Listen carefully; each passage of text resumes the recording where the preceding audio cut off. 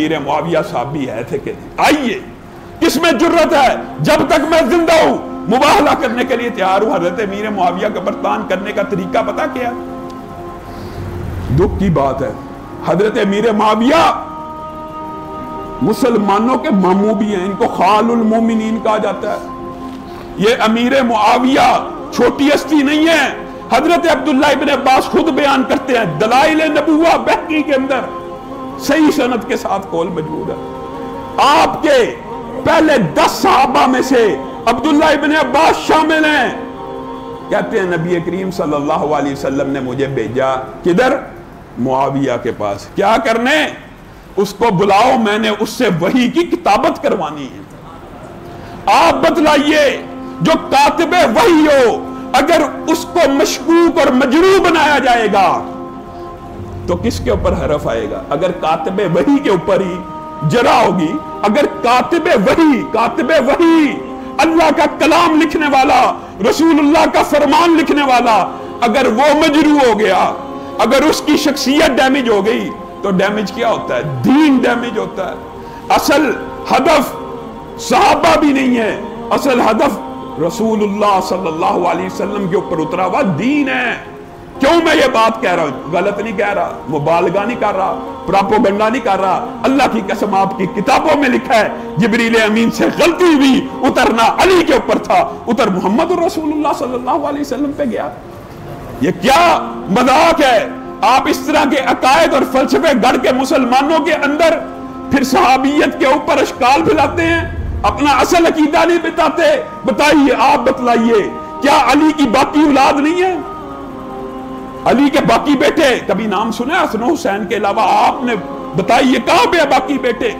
کیا حسین کی اولاد کے علاوہ باقی بیٹوں کی اولاد نہیں تھی؟ کبھی نام سنا؟ نہیں سنیں گے۔ اس کی ایک خاص وجہ ہے، انتخاب کیا تو اس کا کیا کہ جس کی شادی یزدگر کا پتہ ایران کا بادشاہ تھا، اس کی ایک بیٹی تھی شہر بانو۔ حضرت عمر نے اس شہر بانو کا نکاح کس سے کیا تھا؟ حضرت حسین سے۔ کیا کہہ کے کیا تھا پتہ ہے؟ محبت کیسی تھی کہ شہزادیاں شہزادوں سے بیائی جاتی ہیں، شہزادیاں شہزادوں سے بیائی جاتی ہیں۔ ایران کے بادشاہ کی بیٹی کی لائق اگر کوئی امت میں ہے تو حسین ہے، حسین کے ساتھ شادی کر دی۔ اب دیکھیے، صرف اسی حسین کی اولاد کے اوپر سارے امامی سلسلے کو شروع کیا۔ بتائیے یہ کہاں سے فلسفہ آیا؟ علی کے باقی بیٹے امام بننے کے اہل کیوں نہیں؟ باقی بیٹوں کی اولاد امام کیوں نہیں؟ صرف حسین کی اولاد امام کیوں ہے؟ آپ بتلائیے۔ اس لیے کہ یزدگر کی بیٹی کے یہ نسل چلائی انہوں نے، ایرانیوں کی، پارسیوں کی، آتش پرستوں کی۔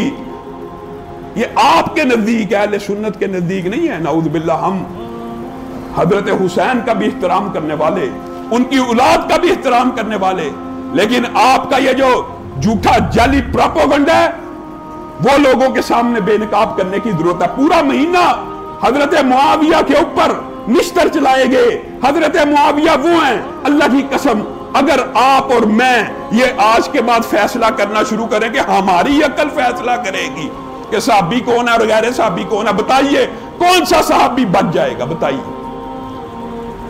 اہل سنت کے ہاں، اہل سنت کے سامنے اعتراض صرف حضرت معاویہ پہ کرتے ہیں، لیکن حقیقت میں کہانیاں ابو بکر و عمر تک کی بنائی ہوئی ہیں۔ فاطمہ نعوذ باللہ ان کا حصہ کھا گئے تھے۔ یہ کہانیاں امیر معاویہ سے شروع کی جاتی ہیں۔ جب کسی بندے کے اندر، اہل سنت کے بندے کے اندر بھی یہ اشکال پیدا ہو گیا نا، یار صحابی بھی نعوذ باللہ مجروح ہو سکتے، ان کے اوپر بھی جرح ہو سکتی ہے، پھر کون سا صحابی محفوظ رہے گا؟ آپ بتلائیے۔ اگر ایک صحابی کے اوپر جرح ہو سکتی ہے تو دوسرے پہ کیوں نہیں؟ اگر ایک صحابی کے اوپر بھی جرح ہو سکتی ہے تو دوسرے کے اوپر کیوں نہیں؟ پھر کہانیاں جھوٹ کی، پراپوگنڈے کی بچپن سے رٹی رٹائی۔ ان کی والدہ، ان کے بارے میں بھی بڑا پراپوگنڈا، حضرت ہندہ کے بارے میں، حضرت ابو سفیان کے بارے میں تو آپ نے ان کا پراپوگنڈا سنا ہوا ہے، لیکن چونکہ ان کو پتہ ہے اہل سنت کا یہ عقیدہ ہے کہ جو بندہ کلمہ پڑھ لیتا ہے، نبی کی صحبت میں آ جاتا ہے، اس کی ساری خطائیں اللہ معاف کر دیتا ہے۔ تو حملہ کہاں پہ کرتے ہیں؟ حضرت ہندہ پہ۔ انہوں نے جی حمزہ کا کلیجہ چبایا تھا، نعوذ باللہ۔ सब झूठ। एक सही रिवायत अहले सुन्नत के यहाँ मौजूद नहीं, लेकिन हैरान कुन बात यह है अहले सुन्नत भी ये बात बयान करते चले जाएंगे। हमजा का कलेजा छिपाया था। आप बतलाइए नबी करीम सल्लल्लाहु अलैहि वसल्लम ने हजरत वहशी को क्या कहा था? कहा था मेरे सामने ना आना, तू मेरा सहाबी बन गया, मैंने तेरे लिए मगफिरत की दुआ कर दी, लेकिन जब तू मेरे सामने आता मुझे कौन याद आ जाता है? चचा हमजा याद आ जाता। हजरत अबू सुफियान को क्यों नहीं कहा? हजरत हिंदा को क्यों नहीं कहा? यानी जिसने तीर चलाया उसके बारे में तो नबी करीम कह रहे हैं कि मेरे सामने मत आना, बेशक तू सहाबी बन गया है, लेकिन मुझे मेरा चचा याद आ जाता है। और जिसने कलेजा चबाया उसके घर में जो दाखिल हो गया उसको अमान दे दी। ये कहां से आई बात? ये झूठी बातें हैं। तीर चलाने वाले को तो नबी करीम ये के, और जो कलेजा छिपाए, जो लाश का मुसला करे। और हजरत अबू सुफियान हालत कुफर में उस वक्त कह रहे थे अल्लाह की कसम हमजा की लाश के साथ जो हुआ मैं अबू सुफियान उससे बरी हूं। इसका मतलब है कुफर के आलम में भी कुरैश मक्का में ये बात राइज थी कि लाशों का मुसला नहीं करना। हजरत हमजा के साथ जो हुआ वो तो हुआ, लेकिन ये बात हजरत हिंदा के ऊपर क्यों डाली गई? अगरचे ये बात भी याद रखिए, अगर ये वाकया दुरुस्त भी होता, ये जो तुमने झूठी रिवायत गढ़ी हुई है, अगर ये दुरुस्त भी होती तो भी इस्लाम कबूल करने के बाद ये गुनाह भी माफ है। लेकिन ये रिवायत ही दुरुस्त नहीं, फिर भी अहले सुन्नत बयान करी जाएंगे। उनके रावियों के लिखे हुए वाकयात आज अहले सुन्नत के जुबान ज़दे आम। हजरत मुआविया, उनकी शान का क्या कहिए। अल्लाह की कसम अब्दुल्ला इब्ने मुबारक ने उनके बारे में पता क्या कहा? आपको पता ना अब्दुल्ला इब्ने मुबारक का कौन थे? कितने बड़े मुहद्दिस थे, कितने बड़े मुफस्सिर थे। उनका एक हमसाया होता था अब्दुल्ला इब्ने मुबारक का। बात आई है तो बता देता हूं। कौल हजरत अब्दुल्ला इब्ने मुबारक का बयान करना था, लेकिन हजरत अब्दुल्ला इब्ने मुबारक का एक हमसाया था, उसने अपने घर को बेचने के लिए लगाया, उसकी कीमत 20,000 दिनार मांगी।